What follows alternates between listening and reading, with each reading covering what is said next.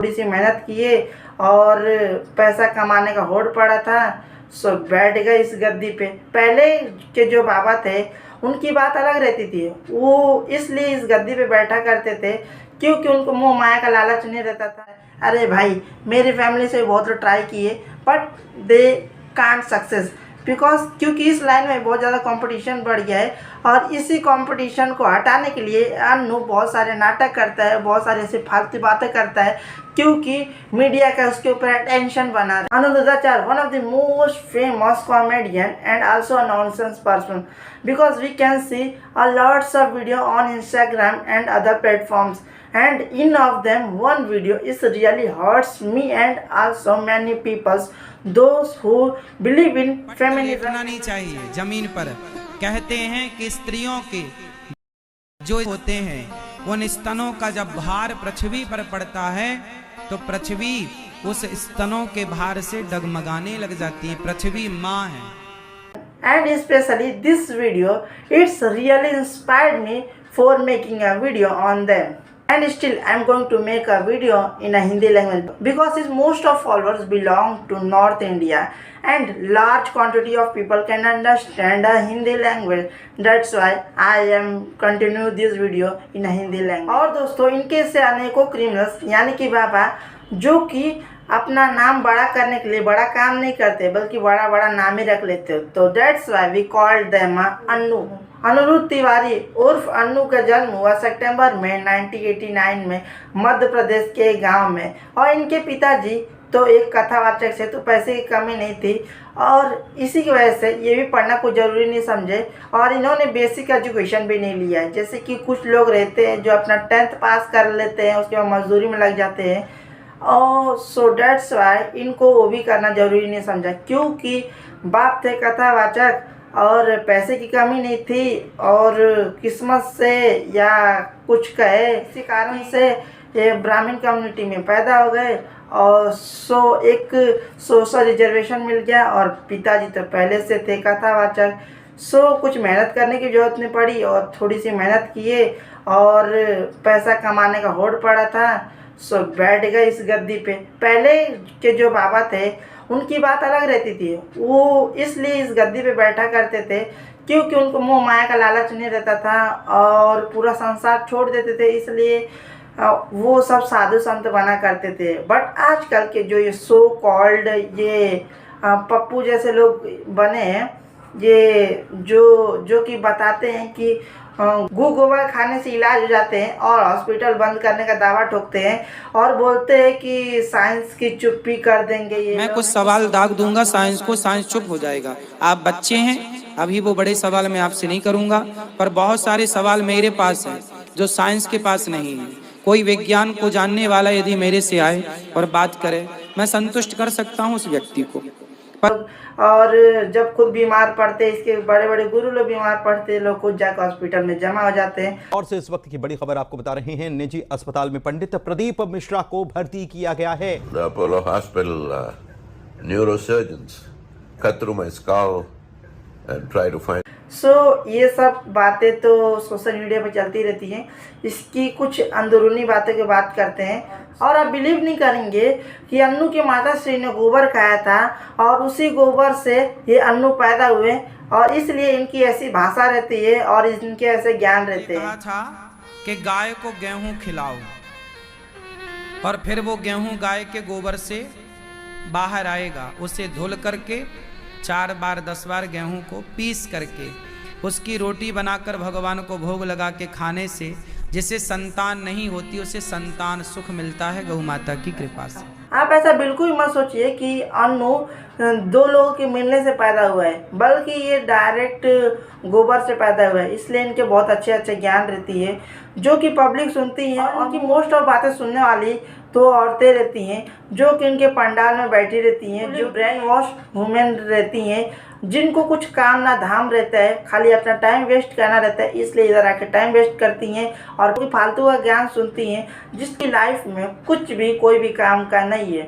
बल्कि इन जैसे औरतों की वजह से ही देश गर्क में भी जा रहा है और देश आगे भी नहीं बढ़ पा रहा है, क्योंकि ऐसी ऐसी औरतें रहती हैं कि जो कि घर को संभालती हैं, घर का काम करती हैं और घर को जो कि मैनेजमेंट करती हैं। ये औरतें वही औरतें रहती हैं जो कथा सुनने के लिए इनके पास पूरा टाइम रहता है। ये वही औरतें हैं जिनको कुछ काम बोलो जो कि अच्छा काम रहेगा तो उसके लिए पहले बार इनके पास टाइम नहीं रहेगा। जैसे कि बच्चे को पढ़ाना लिखाना और कभी कभी अपने सास ससुर का ध्यान रखना, तो उस टाइम पर डायरेक्ट मना कर देती हैं और बहुत बार तो कहती हैं कि मैं दिन भर काम करते करते थक जाती हूँ। लेकिन ऐसी जगह पे रोज़ जाना और फालतू का टाइम वेस्ट करना इनकी मायने नहीं रखता है। चलिए छोड़ दीजिए, हम लोग बात कर रहे थे अन्नू पे।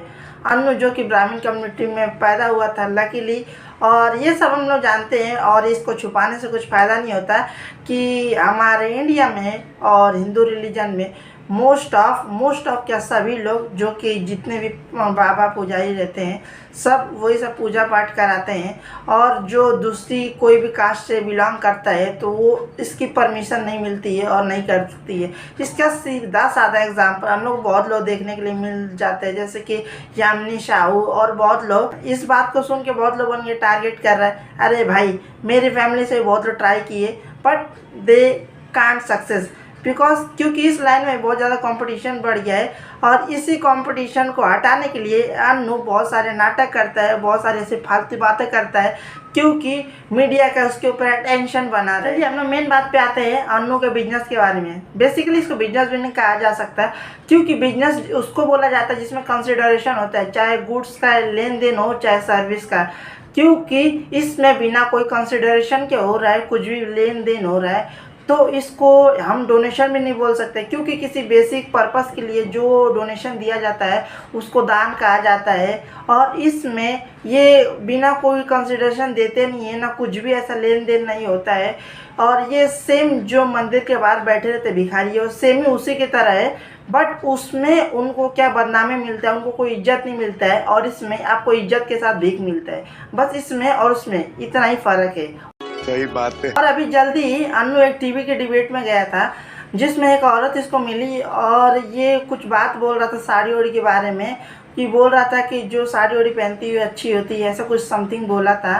तो औरत बोलती है कि कपड़ों से कैसे जज किया जा सकता है, समझिए कि मैं साड़ी पहनती हूँ और मैं अल्कोहल ड्रिंक करती हूँ तो कैसे मैं अच्छी हो सकती हूँ, ऐसा कुछ समथिंग बोली थी।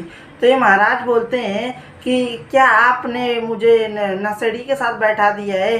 क्या पता मैं घूमती हूँ, घर ले जाती हूँ। हाँ मैं पीती हूँ। बहुत अच्छा। तो मेरे कपड़ों से आप मेरे कैरेक्टर को जज नहीं कर सकते। तो आपने शराबियों से बात करने बैठा दिया मेरे को आज। और मैं एक बात कहूँ कि वो औरत तो नशा नहीं करती होगी उसका हमको पता नहीं, बट ये गुरु महाराज, ये गुरु जी और ये अन्नू तो ये तो बिना दारू पिए ही हमेशा नशे में रहता है। इसकी बातें हमेशा अटपटी रहती है, हमेशा अटेंशन पाने के लिए कुछ भी हरकत करता है। वो हरकत जो कभी बच्चे भी ना करते हो वो ये हरकत करता है।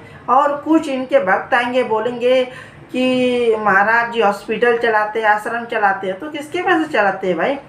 जनता के पैसे से चलाते हैं ना, कोई खुद तो कमाते नहीं है, लोगों के पैसे से चलाते हैं। वो मेरे पास रहेगा और लोगों के पास भी रहेगा तो वो भी चलाएंगे। रतन टाटा तो नहीं लेते किसी से पैसा, वो तो खुद का अपना बिजनेस चलता है उनका, उसी बिजनेस से लोगों को डोनेट करते हैं, पैसा चलाते हैं। वो कितने लोगों का घर चलाते हैं, कितने लोग घर बना के रखे हैं। तो ऐसा फालतू का ज्ञान इधर मत दीजिए। चलिए मेन बात पे आते हैं अन्नू के क्राइम्स के बारे में। अन्नू के ऊपर अभी तक 2 क्रिमिनल केसेस लग चुके हैं। एक बार कुछ गलत टिप्पणी किया था वो वाल्मीकि के ऊपर, जो कि वो रामायण के रचयिता बोले जाते हैं, उनके ऊपर टिप्पणी किया था और उसी के ऊपर कुछ लोगों ने मतलब FIR दर्ज कराया था पुलिस स्टेशन में। कुछ गलत बोला था, कुछ गलत मिस इन्फॉर्मेशन दिया था या कुछ गंदी कुछ बातें बोल दिया था, जो कि बहुत लोगों को दुख हुआ, बहुत लोगों को तकलीफ हुआ।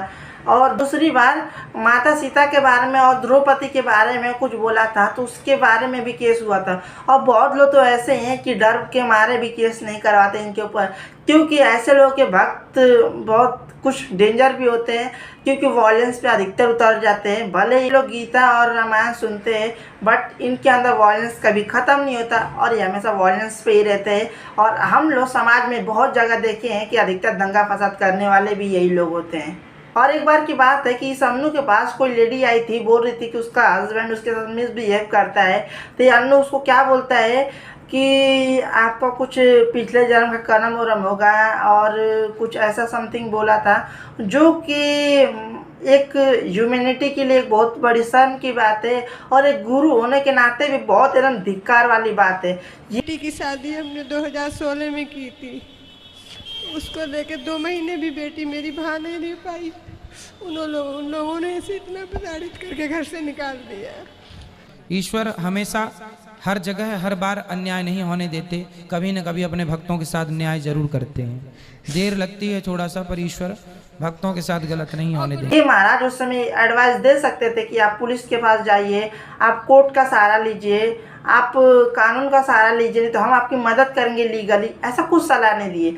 बेसिकली ये औरतों को जैसे कि कठपुतली समझते हैं कि मतलब औरतें खाली पुरुषों के इशारे पे नाचे। ये औरत को कुछ वैल्यू नहीं देते एक हिसाब से कहा जाए तो।